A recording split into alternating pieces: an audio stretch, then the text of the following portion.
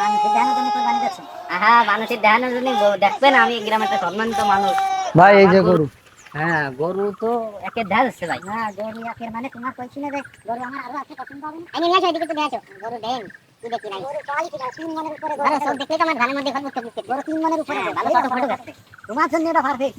হ্যাঁ এই একের বুঝলে এটা আমি তো ভাবছিলাম যে নড়া চড়া হোক গরু, হ্যাঁ, তাতে মানুষই তো একটু বাদু। সব দিক থেকে লাভ হয়েছে। হ্যাঁ। এখন কি তোমার পছন্দ হয়েছে? হ্যাঁ ভাই পছন্দ হয়ে গেছে। এখন পছন্দ হবে না মানে বলতে থাকো। হ্যাঁ গোশ মোটা দেখতে ভালোই আছে। হ্যাঁ ভাই তার যেহেতু পছন্দ হয়ে গেছে আমি তো ই করি না বুঝলে, ওই ওর দামটা পেয়ে দেখুন কি দেখি কত দিতে হবে দাম। যেহেতু ভাই কুরবানি করি দাম দাম একটু কম কম করে করতে ভাই, আর বেচারও দরকার। ওই 2 লাখ টাকা দিয়ে নেওয়া যায়। 2 লাখ? 2 লাখ মেয়েটার দাম করছি ভাই 80,000 দিই। ভালো হইলো মাসুদ। ভাই ছোট ব্যক্তি একদম 1,80,000 একটু আমি কম করি ভাই, তোমার হাতে তার আইছে। এর ভাই আমি একটা দাম করছি ভাই, মিলি নাও না নিলে আমার আর হ্যাঁ করার কিছু নেই। হ্যাঁ 1,90,000 দিয়ে আমি একবারে তোমাকে আমি 90 অনেক দিতে হবে। সময় দিয়েছি। যেহেতু লাগবে এরম গরুই, তা ভাই যাও দিয়ে দিবানে, সমস্যা নেই, আমার এই গরুই লাগবে। না না কোনো সমস্যা নেই, টাকা পয়সা নেই ভাই। তাহলে ঈদের এই কয়দিন খাওয়াই দেবো গরু? হ্যাঁ গরু খাওয়াই, এটা আমার বেঁচে না খাওয়াই গরু খাওয়ান করতে তাহলে ওই 1,000 টাকা দিয়ে দেন খাওয়ানো করে খাওয়ানো করে। হ্যাঁ গরু যেন একদম সেই ঈদের আগে পারফেক্ট হয় তাহলে ওই তাহলে নিয়ে যাবেন। হ্যাঁ বেশি ভুলে ভুলে রাখবা, মানুষের তো ওই জন্য বাইরে যাইছে। আচ্ছা, আসসালামু আলাইকুম। ওয়ালাইকুম আসসালাম ওয়া রাহমাতুল্লাহ। মামুন সাহেব, হ্যাঁ, সেই ঈদের নামাজটা পড়ে আমার ওই জায়গায় গরুর কাছে চলে আসেন। আপনি কোরবানি গেছেন? হ্যাঁ কোরবানি গেছি, আমারটা জবাই দিতে হবে বুঝলেন। আচ্ছা ঠিক আছে আমি তাড়াতাড়ি আসছি। ভালো গরু গরু কিনা। হ্যাঁ সে গরুর কথা কি কব, গরু এমন গরু কিন্তু মানুষ দেখে পাগল হয়ে যাবে।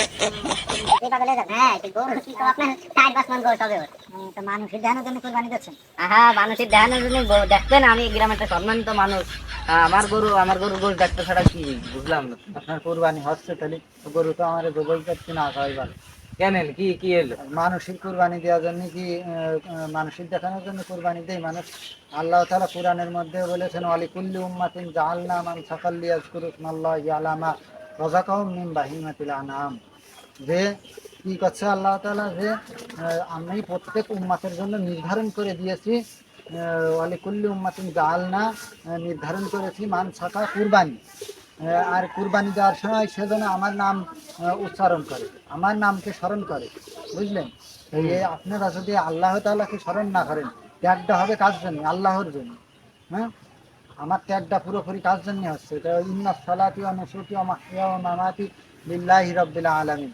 আমার নামাজ, আমার কুরবানি এবং হায়াত এবং মৃত্যু সব তার জন্য, আল্লাহর জন্য। তাহলে আপনি কুরবানি দিচ্ছেন মানসিক দেখানোর জন্য, তাহলে কি কুরবানি হলো? আপনার তো গোশ খাওয়া আর গরু গোশ বাজার থেকে কিনে এনে খাওয়া আর কুরবানি দেওয়া একই হয়ে গেছে, তাহলে কুরবানি হলো? তাহলে আপনাদের এই ভুলটা বুঝতে হবে।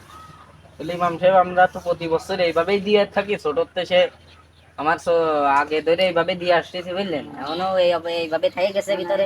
এগুলো পরিবর্তন করতে হবে নিজেকে। রাগ ভালো হইলো যে জানিয়ে দিলাম বিষয়টা আজকে। এখন থেকে এখন এই যেহেতু করে ফেলাইছো ওই নিয়ে এখন থেকে পুরো বাদ এখন সব ত্যাগ হবে আল্লাহর জন্য। হ্যাঁ হ্যাঁ এই নিয়তি হবে এখন থেকে, ইনশাআল্লাহ কবুল, কোরবানি কবুল হবে। হ্যাঁ ঠিক আছে তাহলে হ্যাঁ আমি যাবানে তাহলে সকাল সকাল যেতে বাসায় এসে দাওয়াত তোমার মনে খাইয়ে দেয়। আচ্ছা ঠিক আছে। আমাদের কুরবানি এবং আমাদের ত্যাগ লিল্লাহি রব্বিল আলামিন, সব কিছুই যেন আল্লাহর জন্যই হয়, লোক দেখানো যেন না হয়ে যায়, তাহলে আমাদের এই আমল কোনোই কাজে আসবে না।